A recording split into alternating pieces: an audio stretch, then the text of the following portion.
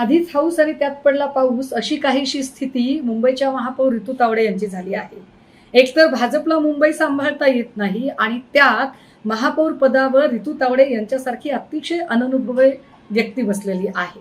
2 दिवसापूर्वी त्यांच्या पाहणी दौऱ्याच्या दरम्यान एक व्यक्ती मॅनहोलमध्ये पडली.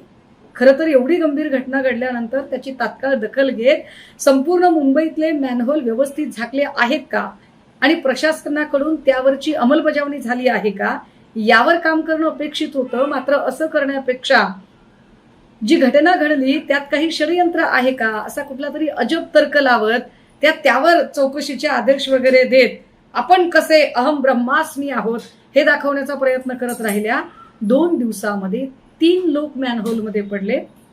आज 60 वर्षीय अन्सारी शेखचा मृत्यू झाला. जबाबदार कोण?